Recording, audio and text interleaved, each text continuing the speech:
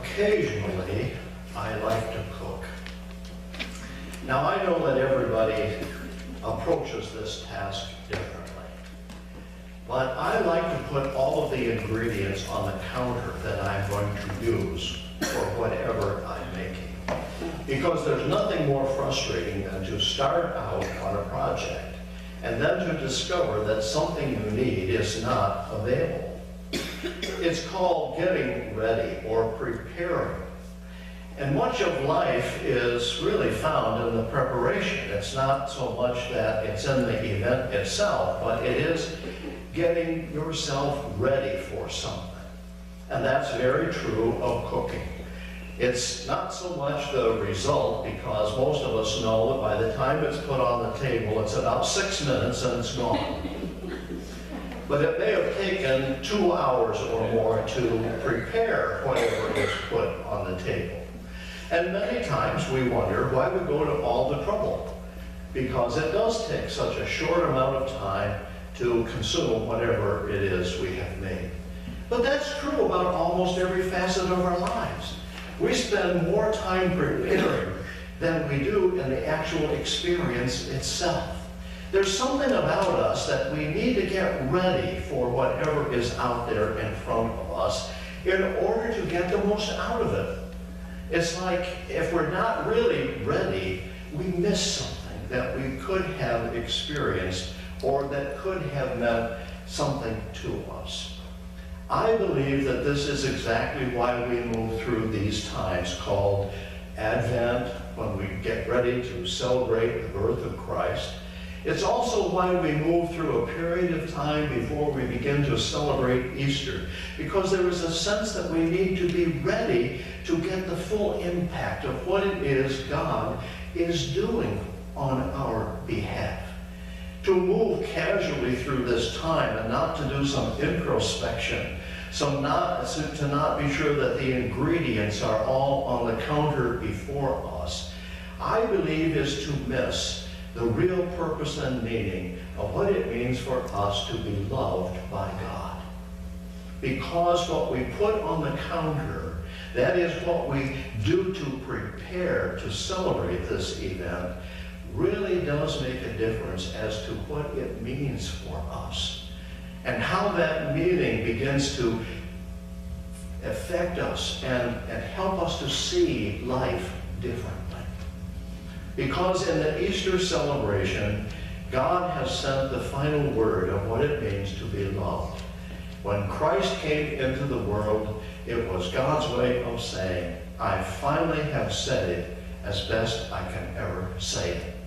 If you look at the scriptures, God has always, throughout the Old and the New Testament, been trying to say to God's people how much God cares and the power of God to transform human life and to make it better and to help us get the most out of these days where we journey on this earth. There were several ways in which God tried to do that. For example, bringing the people out of Egypt and through the wilderness toward the promised land, giving them a background and a source of reference so that they could see that this God who cared for them enough to bring them out of the bondage to slavery into the freedom of a new land should have made all the difference. But it wasn't enough, because the people who were embraced by a whole variety of other religion traditions began to incorporate them into their very existence. And it wasn't long before what God had done was watered down, and the meaning and purpose of it was beginning to get lost. Friends, we live in a world that will water down our spiritual life at every opportunity it gets. It's not to say that it's a terrible place, but we live in a conflicted society, in a conflicted culture. And in the midst of all of that, God is trying to convey to us that the way of life Jesus proclaimed and lived in his own earthly existence is the way in which God is asking us to be in this world.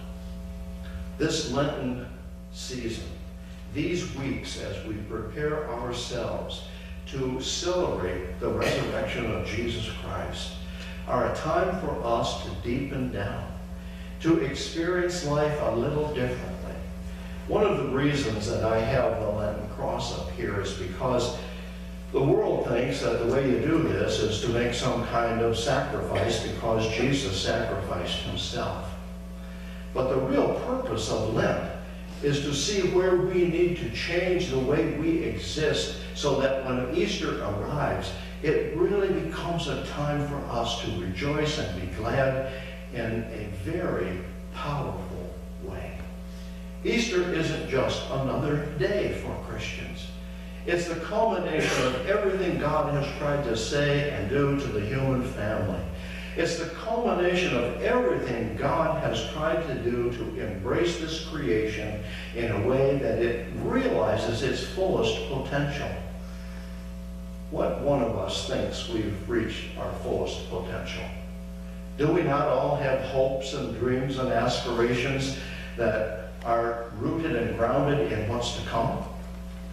I'm sure we do, because that's the nature of our day-to-day existence. Sometimes it's related to an educational goal. Sometimes it's related to a vocational issue. Sometimes it's related to just interpersonal relationships. To somehow find a way to heal that which is broken, to renew that which has been lost. But that is exactly what God is trying to do as we move through this Lenten season. You know, I have said many times that I believe the word God was never meant to be a noun. You know, the scripture says that no one has ever seen God. What we see is God at work in Jesus Christ. And we see the way in which he loved and cared and responded to the concerns that he encountered every day of his earthly ministry. We don't see God, but we experience God. When God came to you and touched your lives in such a way that you were aware of something greater than yourself, that's the way God is at work in this world. Coming to us sometimes in a moment of desperation or despair, sometimes in a moment of greatest need, sometimes even in the midst of our rejoicing and gladness, we become aware of the presence of the living God in such a way that it transforms what we are in the midst of. And that's what this Lenten journey is all about. As we talk about preparing and being ready, think of really all of the time you spent just this morning getting ready. Just think about it. It varies from time to time.